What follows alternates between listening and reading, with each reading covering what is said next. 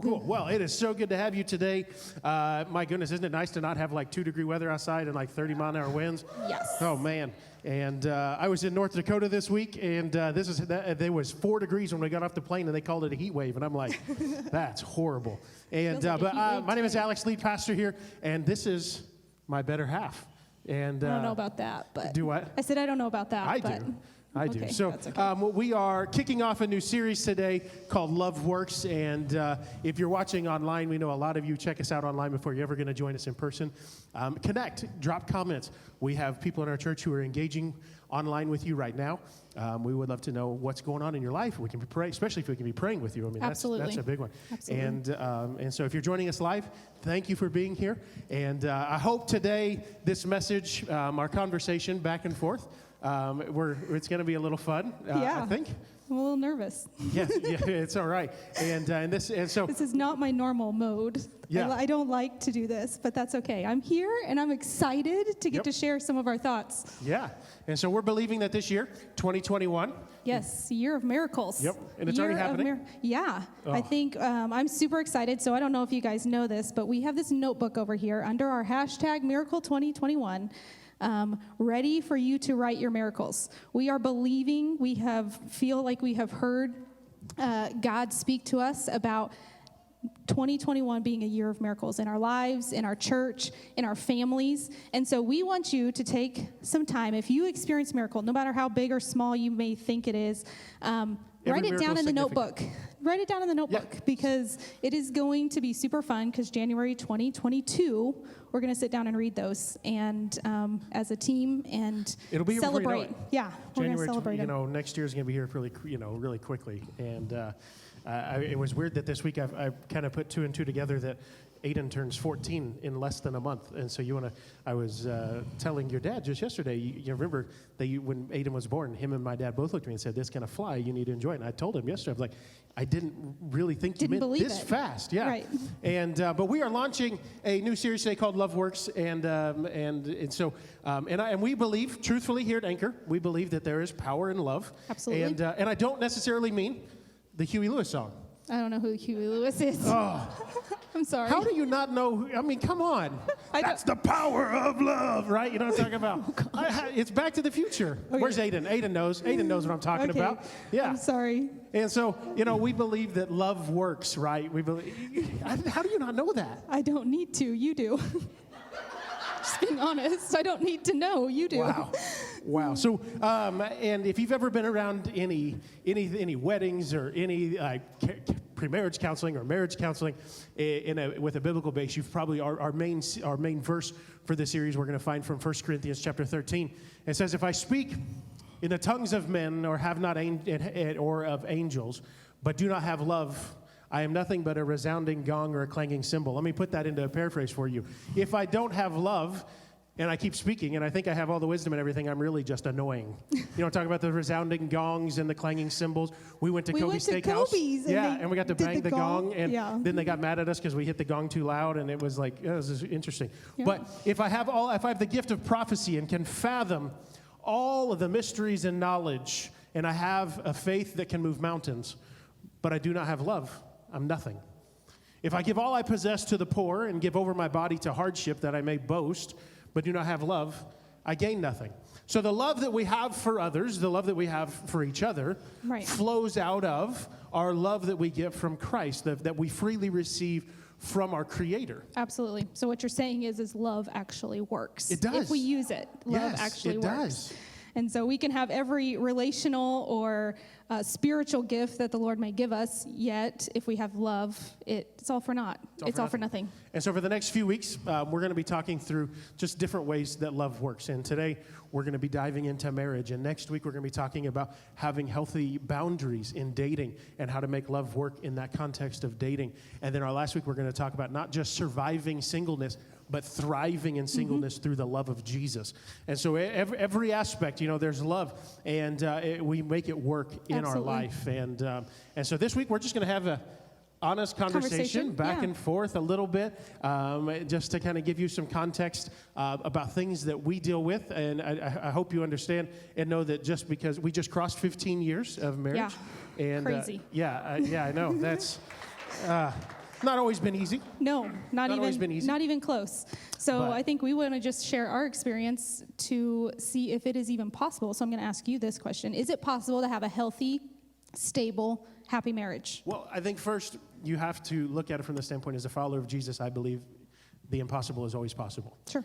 And one of the things that God has really been, and it's really unique in the season that over the last probably 3 to 4 weeks, I've had more conversations with relationships that are starting to fracture and break, and even seeing the hopelessness in some of the conversations. And as a follower of Jesus, I have to believe, and I have to always hold on to the fact that hope is always out there. Absolutely. As long as that God is the God of the impossible. But is it going to be easy? No. And I think that's where marriage is the hardest job I've ever had. Oh, I think hands down. I mean, For it's, sure. especially when you wake up and you're like, I don't even necessarily, and maybe you're here, and if you've not been around Anchor for any longer, you don't know us. We are very, very transparent, honest people who We're very real. We're going to tell real. you how it is. If you may get uncomfortable with some of the things we say, because it's like, how does a pastor and his wife get up and say something like that? But there's days that we look at each other in the morning and it's a struggle. And is it possible? It's like you try not to go to bed mad, but unfortunately sometimes you do. And especially you throw kids into the mix, and if you have kids, you know what I'm talking about. It doesn't make it any easier. It only makes it more work. But it takes hard work. Now, what I've learned in 15 years of marriage, right, is if there's something I really want, if there's something I need to work for, then before I start working hard, I need to start praying hard. Right. And if there's something I wish for, which is a happy, a healthy, a stable marriage, I not only need to pray hard for the thing I wish for, I need to work hard for it. And so if I want to have a happy, healthy, stable marriage, I had better be praying hard for it and working hard toward it, right? It's not going to happen by accident. At all. It's not going to we're going to just stumble through it. Yep. Marriage is something that has to be worked on constantly. We don't just find it. No. And if you go back to any healthy relationship you've had in your life, and you go, how did it get to the point of, just from a point of initial connection to health? It didn't happen by just you like seeing each other every so often. No. And it happened on purpose. Like, you had to be intentional about it, right? And so we're going to focus today on 3 specific areas and 3 intentional areas that I don't know that we've always been, well, no, I know for a fact, we've not always been the best at it. No. And so we're going to be talking on things, and you're probably going to check out right here, and that's all right. I'm going to try to draw you back. Is the 3 things we believe to be pillars in every healthy marriage is communication, forgiveness, and trust. Now, some of you are probably like, you don't understand, Pastor Alex, I married the worst communicator on earth. And if that's your first response, you're probably actually the worst communicator between the two. I mean, or, you get to the forgiveness part, and you're like, well, I can't forgive. And then the trust factor. And we don't realize how communication, when that breaks down, we struggle with forgiveness. And when we struggle with forgiveness, what's inevitable? Trust is not going to be there. Right. So help answer this question. Okay. Why do you feel communication is so important? Oh, okay. So I think that's a key element in any relationship, to be honest with you. And I think those 3 pillars can be applied literally to any relationship that we have. You don't have to be married to gain anything from this conversation. But communication is a key element. If you have no communication, you have no relationship. It's not possible. If you don't talk to one another, the relationship is going to be strained. And I find it kind of amazing how we have fallen into the trap of raising kids, sleeping in the same bed, seeing each other day in, day out, yet not communicating. Like, actually walking day-to-day lives and not talking to each other. And of anything of significance, we're going to say hi. We're not going to walk around in silence, but we have in times. But it actually takes more work to walk around in silence than it does to take. Oh yeah, especially in our house, I can't do the silence thing. It doesn't work for me. But I find it amazing how easy that can become. And there's a lot of times when our communication, when it's not good, it becomes just our emotions, and our emotions blow up, and our emotions will lie to us to make us feel something that's really not necessarily there. And it becomes like word vomiting on each other when at the worst times. Well, and it gets tough, and I know I can speak from experience. For me, is when you have, and I love you so much, and you know, I'm nervous about what's yeah, about to come. and just when that happens, when the emotions overwhelm Right. the logic, Yes. and there's a lot of times that females, that's their normal mode of operation. That's me. And so males are like, how do you view the world like this? Do you not see? I mean, we tend to, guys, let's just be honest, we're really, really good at like compartmentalizing our life, and when one season closes, we can shut the door. It's like we put the box. You use the analogy. We put the box back on the shelf, and we never forget. We never remember it This again. is a guy's brain. Oh, let me take down this box and open it up, and we'll talk about that. And here's the woman, the bowl of spaghetti brain, with everything touches and everything intertwines and connects. Well, you did this and this, you know, with this, and everything touches, and so it's so hard to keep it all straight. I'm just going to be honest with you guys. It is, and that's why, and it's so important to really fixate on communication. And this now I want to like be careful here, and because this actually is incredible ways of even having a friendship. Yeah, absolutely. And that understanding how the other one can hear, and we spend Right. so many times communicating to our spouses, or we communicate to our friends in a way at which we would hear it. Right. So it's like, I want to hear it in this context, so therefore I'm going to speak it like this, and then we realize that our spouse or our friend is sitting there staring at us with this blank stare of like, Right. I have no idea what you just said. And it's so important to learn how to communicate in a way that your spouse, your loved one, your friend, your family, your child can hear what it is you're communicating, Right. and actually take it and move forward with it. For sure. So let me ask you this. Why do you think that couples or people in general struggle with communication? For me, and it's my experience, is because it's not natural. We aren't naturally good communicators. We're not born that way. It's a skill we have to develop. Healthy communication is a skill we have to actually develop. I've never met anyone who came out of the womb and they were just like the best communicator on earth. I don't know. You know, I mean, you take Right. you take like that first night of marriage, the first day, the first 2 or 3 days. I mean, it's just completely different. And you're sitting here going, and when you're having new relationships and new friends and new like all these things, it's not healthy. I mean, Right. because it's not healthy by accident. It's you have to work at it. Right. And it's truthfully common for a lot of couples, honestly, to really just avoid difficult conversations. I think it's because it's easier. We perceive it to be easier just to avoid the topic altogether. Right. Or even we go to the next day, it's like, well, if I can just give you enough, and I know I've Right. done this myself. So Be it's, enough to satisfy if your, I can, if what you, you're the questions asking. you're asking, if I can just give you enough information that you're going to stop asking questions, Sure. Right. then maybe you'll not Leave you ask alone. anymore. Yeah. Right? And the reality is, when we stop communicating, Right. when we stop learning to communicate, eventually that passion and the That love goes for away. each other is just going to go away. Right. And if you've ever, and I can tell you after years and years of working with especially couples who are struggling, when we lose that communication factor, and if you start losing your passion and your love for your spouse, man, you end up just becoming glorified roommates. Absolutely. You're living in the same house, and you're not engaged in the Engaging, same right. activities. You're not even moving the ball in the same direction. You just happen to maybe share a bed. Maybe you're one that you're in a season of your marriage that you're not even doing that because there's so much struggle behind closed doors. Right. And so we have to get to the place to where it's easy for us to understand we have a lot of things going on. Anybody here Right. who's not busy? I know Anybody here who's we, like, oh, I got all the time in the world? we There's are nobody. super active, and I have noticed in our life, if we don't prioritize communication, and it's so funny because I think just after 15 years of being married, we've finally figured out a way that works for both of us. And this season of life, it will probably change in like a year, and always we'll have to does. figure it out again.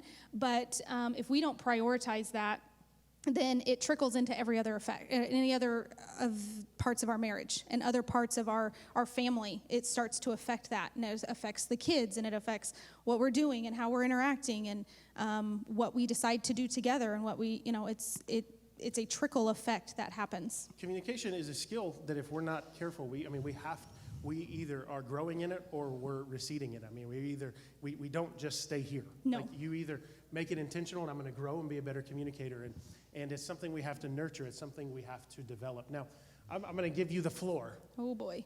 okay, Okay. to share a story or a Okay. season or a time for us specifically Okay. that communication was not our strong suit.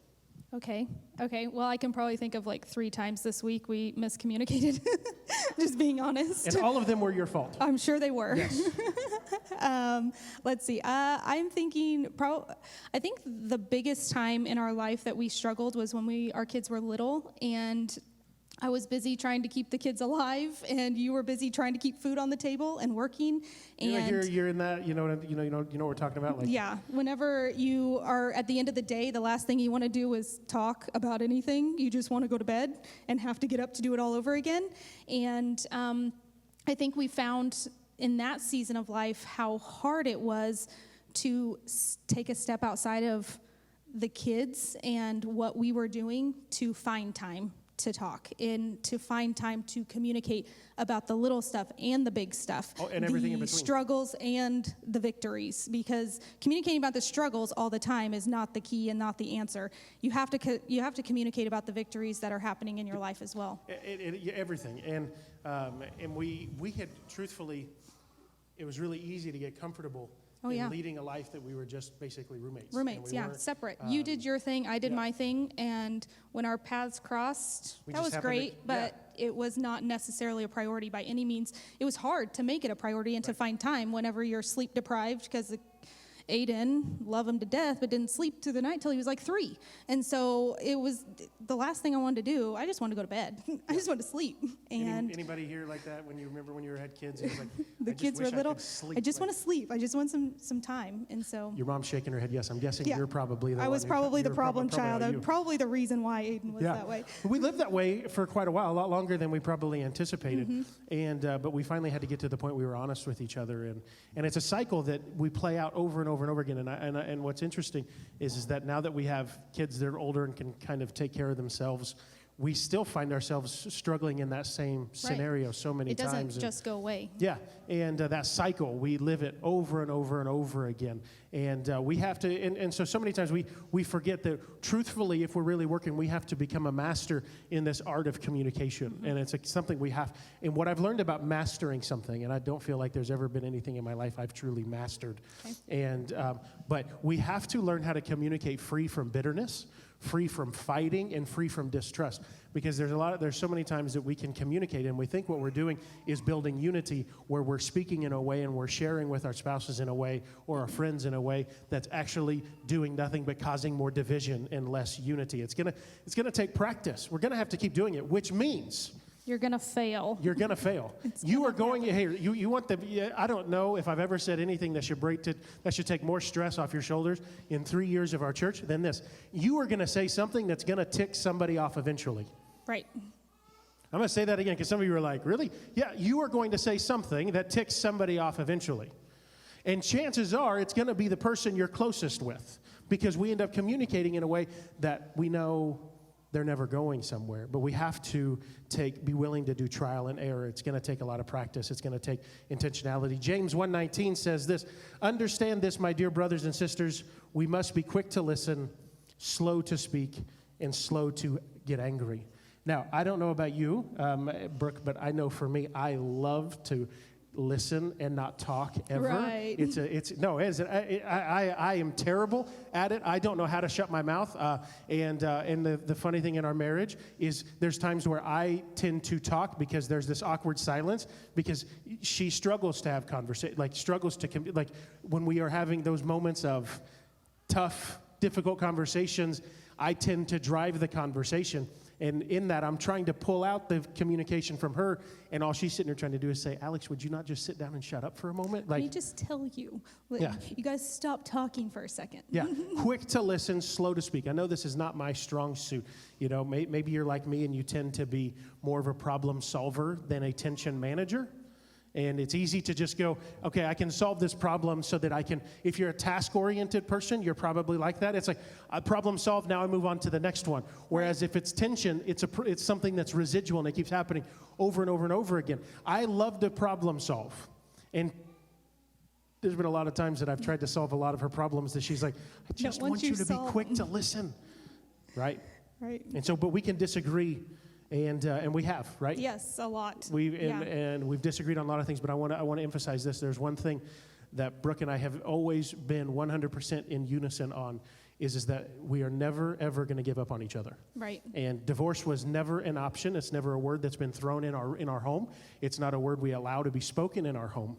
Right. We will never give up on each other. And yes, we've had difficult conversations on what would happen if either one of us had an affair on them. What would happen if either one of us did something to break each other's trust? What would happen if one of us did something to really hurt one of our kids? We've had conversations like this, and they're not easy at all. But no. Yeah, never giving up has never been an option in our life, particularly. Would it have been easier to give up on some points? Probably. Would it have been easier to walk away? Maybe. But at the end of the day, we said I do, and that to us was a commitment. And we were willing to put in the hard work. We were willing to choose, because love is a choice. Sometimes it has to be a choice, and we choose to make the love work. And I think in our marriage, something that we have always done was, when one of us is struggling with this, when we are able to communicate it, we stop and we course correct. We stop and we say, you know what, I'm going to choose to make the love work. I'm going to stop right here, and I'm going to say, okay, now we got to shift because one of us is struggling. And because something's going to have to change. Right, something has to shift and change. Our relationships are always evolving. If you haven't noticed that, I'm not the same husband she married 15 years ago. She's not the same wife. But so many of us look at relationships, we're like, I just want you to be the same as when I met you. Or I just want you to be the same. And it's not how it works. Just as that's not how your faith works. Relationships evolve, and so something's going to change, right? And I can either choose to give up, I can choose to take it personal, I can choose to scorekeep, which is basically, well, you did this to me, so now I'm justified in returning that offense to you. I choose the behavior and the way I love, and I can choose to make love work, whether it's the big things, the small things. Mastering the art of putting prayer, right? This is where it starts. We have to put prayer in first, allow interjecting God into the scenario, and then we allow ourselves to really communicate, okay? And so, I want to, while we're talking about this hard work, and I've noticed, and I think you'll find this to be fascinating, and I think and I'd love to hear your thoughts on this. Okay. I've noticed how hard some people work, especially in the context of marriage, how hard they work at not forgiving someone. Ooh, that's It's good. like they intentionally seek out and they intentionally, purposefully don't forgive, and they work hard at not forgiving. Right. Oh, absolutely. I think we are really good about taking up those offenses and holding them tight to us, because if we forgive, it is like this sign of weakness, and we're not a strong person. And we aren't... we don't have a thick skin and all of these things, but I have talked to so many people who, they struggle with trust in the marriage because their parents were, had infidelity in their marriage, and now they've trickled it down into their own marriage, and it's like they hold on to those grudges for generations. And we don't forgive, right? We lack forgive because, truthfully, somewhere along the lines, you were taught, and maybe you'll find yourself here, you were taught forgiveness was incredible. It was an incredible sign of weakness. Absolutely. And the truth is, forgiveness is actually so much a sign of incredible spiritual strength. I've never met one person who was broken. I've never met one person who was weak, who was able to forgive. Right. Forgiveness is strength, because forgiveness is one thing that we have to understand, that if we refuse to forgive, we're going to hold on to those offenses, and we're going to hold on to them, and then at the right moment, we're going to start pulling out all those arrows. Oh, I'm so good at this. That it's like we're going to start pulling out arrows, and we're going to start firing them at the people we care about the most. And we're going to go, well, didn't you have the same list that I did? And you realize that, no, they didn't, because they had forgiven and moved on a long time ago. People who are weak and who are broken, man, they struggle to forgive because we've yet to realize, and I hope you can understand this today, we've yet to realize that, truthfully, the lack of forgiveness, the one who's really being held captive is the one who's refusing to forgive. Not the one you're not granting forgiveness to. It's the one who refuses to forgive. I've shared this with every couple that I've ever performed their wedding ceremony. Anybody we've ever counseled, I've shared this. One of my favorite quotes on this is, to forgive is to set the prisoner free, only to realize that the prisoner was really you. And so when you choose to forgive, what you're doing is you're declaring victory for yourself. Right. Well, when we live in unforgiveness, like he said, we're the prisoner. And the one who offended us is not even bothered probably by that offense. You know, we've got to, at some point, lay that down and walk away from it and be able to forgive. Lay it down at the feet of Jesus and walk away. Colossians chapter 3, verses 12 through 15 says, since God chose us to be the holy people that he loves, we must clothe ourselves with tender-hearted mercy. And I want to push the pause button right there for just a second. I don't know anybody who struggles with forgiveness in their life who approaches relationships with a tender heart. We Right. tend to approach relationships with a hard heart and a grudge, right? Mm-hmm. The Apostle Paul says, with a tender approach, clothe ourselves with tender-hearted mercy, kindness, humility, gentleness, and patience. Now, I know you know this, that patience is my favorite thing. That's the thing Right. I struggle. Anybody here struggle with patience? Maybe you're online, you struggle with patience. Drop some kind of react or something like that. Patience is tough. Anybody? I only it's a saw hard like one one. hand. Sean's like, I know. Yeah, come on, you all know we struggle with patience. Like we're, I mean, be patience real here, is real. folks. Like it's hard. We want what we want. We want it now, right? Verse 13: make allowance for each other's faults and forgive anyone who offends us. Remembering that the Lord forgave us, so we must forgive others. And above all, clothe ourselves with love, which binds us all together in perfect harmony. And let the peace that comes from Christ rule in our hearts, for as members of one body, we're called to live in peace. Right. And we cannot live in peace with unforgiveness in our heart. And I was as we were reading that, I love verse 13. Remember the Lord forgave you, so you must forgive others. And I think of when I ask the Lord for forgiveness in my life and how that makes me feel, that I can walk away and feel the weight lifted off of my shoulders. Yet when I pick up that unforgiveness that I have towards somebody else, I put it right back on. I walk and I say, Lord, forgive me for all of these things. And then, but I'm still going to hold on to this because he wronged me. And I have to understand that forgiveness is less about the offense. It's not about the offense of what somebody did to you. It's about your heart. It's about where you stand. And forgiveness is powerful. Yeah, it is. And I think this analogy is great when you're watching people who struggle with forgiveness. You ever walk through the airport and you see somebody walking around with bags? Remember that lady we saw in Florida, or that guy in Florida we were walking through? Yeah. I mean, he had like 3 bags on each arm. He had one over his shoulder. Pushing a stroller. He was pushing a stroller. He had a car seat. And it was just like, and you're just sitting here going, that's what unforgiveness does. And every time we have somebody who's going to offend us or somebody who says something, because it's going to happen. Friends, you're somebody, again, just as you're going to say something that offends somebody else, somebody's going to say something that offends you, and you're going to keep holding. And every time you hold on to another lack of forgiveness, you're just putting on another bag on your shoulder. Right. And you're carrying weight God never designed you to carry. But forgiveness has the power, really, if you will walk in it, to restore broken relationships, reconcile broken marriages, heal broken families. Because what we've learned through the life of Jesus and the gift that God gave us in his son Jesus, we've learned that forgiveness really has the power to change the world. Yeah, but we have to choose to accept it, Right. right? Because when we forgive, we're being just like Jesus. Absolutely. And I think giving is truthfully the ultimate expression of love. Forgiveness is the absolute. And if you approach your marriage with a tender heart, with mercy and kindness and humility and gentleness and patience, I promise you, you're going to have a marriage that's full of health, full of stability, full of happiness, because your spouse is going to feel so much love. Yeah. I mean, I think what you're summing up is your spouse is going to feel like more like a teammate and less like your enemy. I know when you have that unforgiveness, a lot of times you become almost enemies against each other and you walk on eggshells. But if you live in that forgiveness, you become more like teammates. And if you haven't, I encourage you, if you're not taking notes, you should, or grab your phone, write that down. If I really want a healthy and stable and happy marriage, my spouse had better feel like my teammate and not my enemy. Mm-hmm. And that changed everything for us. Absolutely. That changed everything for us. And it's because I've been learning something about teams. And we all like teams. KU's finally winning again. Yeah. It doesn't feel like football season all over again. Who cares? Right? Not me.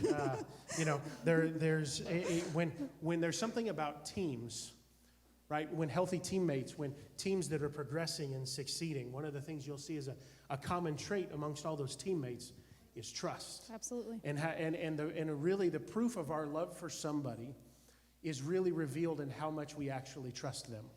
Right. And I think what sums it up is we by loving someone, we are giving them the opportunity to break our trust, and but also trusting them not to. We're trusting them. When I love him, I'm going to give him every opportunity to break my trust, but also trusting him not to, all at the same time. And that's a hard place to be if you have a trust issue, or if there's something that is in your past that you are struggling with that. And we really start to struggle with trust because then we start waiting on our spouses to earn it. And we sit back and go, well, what have you done for me lately? And when we approach our marriages and our relationships with that, we are approaching it with such a selfish mindset that's all about me, where trust is all about the couple, all about the relationship. And we have to, if we want to have a healthy relationship, we've got to be freely giving of our trust. And this is where I want to drive this home, is not only do we freely give our trust, but if the person on the other side of the table is working like crazy and doing their very best to earn that trust. If I invest all of my energy, if I invest all of my time in earning my wife's trust, then I'm not going to have time to do things to break her trust. Because every time the opportunity that may come across that I could, I'm going to start going, man, what would Jesus do in this situation? What's my wife going to think about this in this situation? Right. How's this going to look? How is this going to affect not only my marriage, but how's it going to affect my kids? When I choose to work like crazy, to work my fingers to the bone, to earn her trust, and she freely gives her trust, that's where companionship really right. And happens. It's a two-way street. Yep. It's not, and if both parties are working towards that same goal right there of, I'm going to work my bones to the brim to say, I'm gonna make him earn my trust. I'm going to show him that I am trustworthy.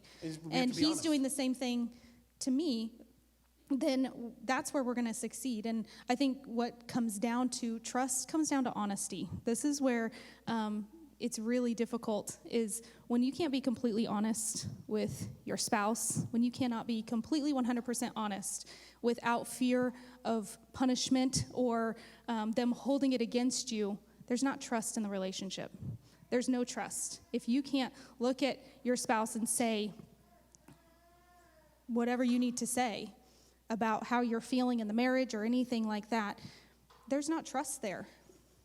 I remember back to a time where, we, like I was saying a little bit ago, we as men can tend to compartmentalize, and we tend to, not necessarily we're trying to hide anything, but it's like we just don't remember certain things. And then as time goes on, it's not that you were trying to be deceiving or deceptive. You just tend to, and I remember there were several things about, and like we said, I've been very open in our church family about the things that were struggles of mine in my past, things that if I'm not careful could easily become struggles again. Absolutely. And I remember when it was just like, would communicate that to you. And it would have been very easy for you to have grabbed a hold of that and held that against me. Right. But it was in those moments of having those tough conversations about what I struggled with when I really found out how much of my teammate you really were. Right. That as my spouse, not only are you my greatest accountability, but you're also my greatest encourager. And I have to give you as my soulmate for life, I have to give you the authority to be honest with me, to know when it's time to be kind and considerate, when it's time to be firm. Right. And too many times we as husbands and we as wives, we tend to think the only way is that fire and brimstone. Sometimes the best thing you can do is be slow to speak. Slow to speak and quick to listen. Absolutely. And I remember that season of life so well, and feeling like I had a choice to make. And I had a choice to whether I'm going to hold on to and be hurt. Those things are hurtful to hear and struggles to walk through. But I had a choice to either be hurt and hold that against him, or to take that as he's being honest with me of where he's truly at. And I don't want to get teary-eyed, but it was such a real moment in our marriage. And it was such a moment whenever we were struggling in our marriage, and we were finding out why. And once we started peeling back those layers, and that trust started to unfold, and I started to see, and I had a choice. I can either be angry and choose to hold that against him, or go, you know what, he's being honest and he's being vulnerable right now, and I'm going to take that and I'm going to be like Jesus in this moment, because if I'm like Brooke, I could have easily gone the other route. But I'm gonna harness my inner Jesus right now, and I'm gonna say, you know what? I'm gonna come at this with a tender heart, and I'm gonna have mercy, and I'm gonna show kindness and patience in this area. It's an honor when somebody's being honest with you. Like, and you need to hold it with that. Like, you need to carry that conversation. You need to carry when somebody confides in you, whether it's in a marriage or in the context of a friend or a context of any kind of relationship. When somebody chooses that you are worthy of somebody they can trust. And you need to carry that badge with honor, because that's what it is. And I love this passage in Proverbs, and because when I find like how honoring and how to be your husband it is, and I love this passage, Proverbs 31. Who can find a virtuous and capable wife? She is more precious than rubies. Now, I want to say this, that I'm not much for rubies. I don't, I'm not. Me neither. It's like, and so I'm more to this, like, who can find a virtuous and capable wife? She is more precious than the Jayhawks, more precious than the Chiefs, more precious than my golf game. That's more his style. And you know what I mean? I mean, like, and I can trust her. That's not the inspired word of God, by the way. Yeah, I know. That's the Alex interpretation. Just want to make that clear. Yeah, and I, as her husband, can trust her, and she will greatly enrich my life, and she will bring good to me, not harm, all the days of her life. And I think the reality is that can go two ways. Yeah. And I was looking at this, and I'm like, who can find a virtuous and capable husband?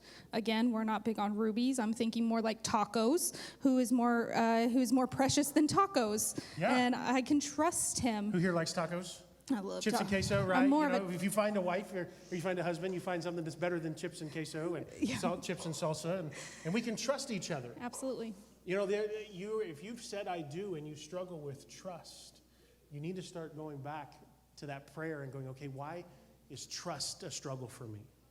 When we pray hard and we combine that prayer with working hard, you're going to start realizing not only can I trust my spouse, but I'm going to start being the person that my spouse can trust. Not because we're perfect. No. Because we're not. We're definitely not. Far from Just it. ask one of our kids. They'll tell Far you from we're it. not. We have not earned. We've done a lot in 15 years to absolutely break each other's trust. But there's one thing, though, that's why we don't struggle with trust, is because we both have individually determined we've fixated our eyes on Jesus apart from each other. Our relationship with Jesus is not predicated on our marriage being strong. Right. Our marriage is strong because our relationship with Jesus is strong. Out of our trust from Jesus, we're able to trust each other.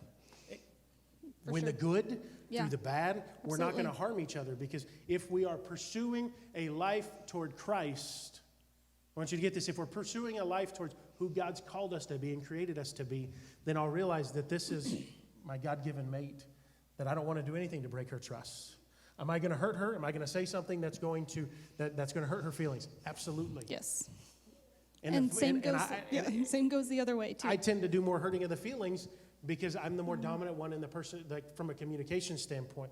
But we have to make a decision to trust even when it's not easy. We choose to trust, and our spouse has to choose to earn that trust.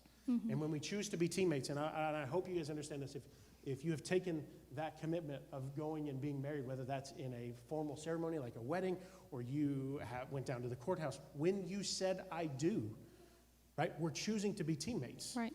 And if you don't live your life like that, and if you don't walk in your marriage like that, then why do you wonder why communication and forgiveness and trust is difficult? Because you've forgotten that at the end of the day, this is my Scottie Pippen to the Michael Jordan. This is the Anthony Davis to LeBron James. I don't know those people. Right? This is Tyreek Hill or Travis Kelce to Patrick Mahomes. Definitely not one of the left or right tackles. We're not going to talk about that. Like when we see each other as teammates, Right. we're going to trust, and we're going to do everything we can to make sure we're people who are trustworthy. Everyone wants to be trusted, but few are willing to put in the work to be trustworthy. I mean, it comes down to hard work. It comes down to proving yourself to be trustworthy. And I think that's a great place to land today. If everybody wants to be trusted. I think everybody really wants to be trusted. I don't know, I've never met anybody who's like, I really don't want to be a person somebody can rely on.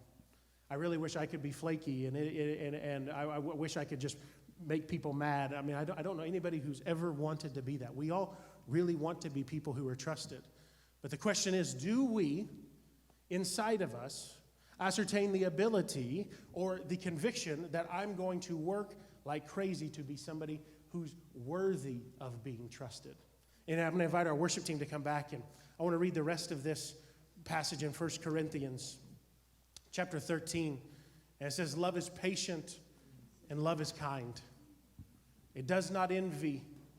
It does not boast. It is not proud. It doesn't dishonor others. I'm a sidebar right here, and if it doesn't dishonor others, then I'm always going to be somebody who is worthy of someone else's trust. When somebody chooses to be honest with me, I'm going to hold that in with honor and integrity. It is not self-seeking. It's not easily angered. It keeps no record of wrongs. I'm not going to scorekeep. I'm not going to look at my spouse and go, well, you hurt me here, therefore I'm justified in hurting you now. Somebody else's offense towards you does not justify your offense towards them. Stop trying to justify your mistakes and start apologizing for them. Mm-hmm. The biggest lesson I've learned in marriage, and my wife is the one who taught me, I hated saying I'm sorry. I hate it. I grew up, and I always had people in my life tell me I'm sorry but never change. You know what I'm talking about? They're quick to apologize but slow to make the corrections and the changes. And I got to the point that I'm like, don't apologize unless you're really sorry and you're going to do something different. And I've even walked, as a dad, I even struggle with that. And Brooke has had to teach me, it's okay to apologize. It's okay to say I'm sorry, and it's okay to start the process and change. Mm-hmm. But I can't keep a record of the wrongs against me. Right. Love doesn't delight in evil, but it rejoices in truth. If you get joy out of your spouse's struggle, you need more of Jesus in your life. Yeah. Because I've watched a lot of people in our church look at their spouse like they're less than them because they're struggling. Jesus loves them just as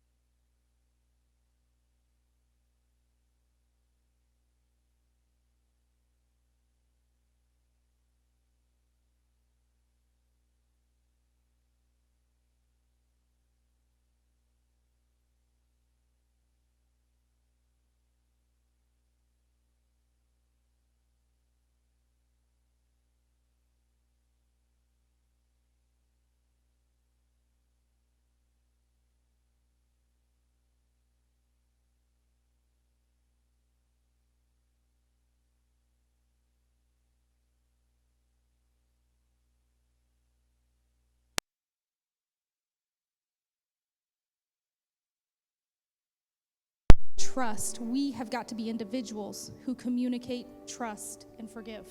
We have to be. have to be. And so today I'm going to ask you to stand with me this morning. Being people whose eyes are fixated on Christ. Maybe today you walked in, I'm going to ask you all heads bowed, all eyes closed. Across the room, all heads bowed, all eyes closed. Maybe you're here today and your eyes aren't fixated on Jesus. You're struggling. Maybe you're married, maybe you're not, but you're sitting here going, man, Pastor Alex, I need to get my life right with Christ. It's been a struggle. It's been a battle. I need more of Jesus. Communication's not been present in my life. I struggle to forgive. I don't trust, and I'm not really somebody who's earned anyone's trust, but my eyes aren't fixated on Jesus and they need to be. Today, I'm not going to ask you, I'm not going to embarrass you. We're not going to ask you to come down to the front. All I'm going to do is simply raise your hand. We want to pray with you. We want to introduce you to our best friend, the one whose eyes we keep our eyes fixated on. Today, we want to introduce you to the one who keeps our marriage healthy, the one who keeps our marriage stable, the one that helps us keep our marriage holy. If that's you today, would you simply just raise a hand? Yes, I see that hand. Yes, see that hand. Is there anyone else? We're going to wait. All heads bowed, all eyes closed, please. Is there anyone in the room we want to give? You can go ahead and put your hand down. I see that hand. Anyone else? We'll wait just a few moments. If you would, I'm going to ask you very simply, we had 2 people. Yes, I see that hand. We're going to ask, if you're part of Anchor, if you've been a part of Anchor for any time, you know, man, just repeat this prayer. If you are one that raised your hand, all we're going to ask you to do is repeat this prayer after us. The only people who are going to see, who saw your hand, were Brooke and I. And we want to pray with you because we know that the best decision you can make today is to get things right with Christ. And so would you simply repeat this prayer after me? Dear Jesus. Dear Jesus. Come into my life. Come into my life. Into my home. Into my home. Into my marriage. Into my marriage. Into every relationship I have. Into every relationship I have. Inside of me. Inside of me. Do something new. Do something new. God, do something new in me. Do something new. God, do something new through me. Do something new through me. I'm sorry for what I've done. I'm sorry for what I've done. I commit to fixate my eyes on you. Every day. Every day. I know it's going to be a struggle. I know it's going to be a struggle. But I'm going to hold on. But I'm going to hold on. Because the possible is possible with you. Is possible with you. That with you in my heart. With you in my heart. With you in my life. With you in my life. I can have restoration. I can have restoration. I can have reconciliation. I can have reconciliation. I have hope. I have hope. Change me. Change me. From the inside out. From the inside out. In Jesus' name we pray. In Jesus' name we pray. Amen. Anchor fam, would you get up? We have 4 people say that prayer today. Our worship team is going to lead us in one more song, and I want to encourage you. Engage. Remember that as we seek out more of Christ in us, man, we're going to make love work so much more through us.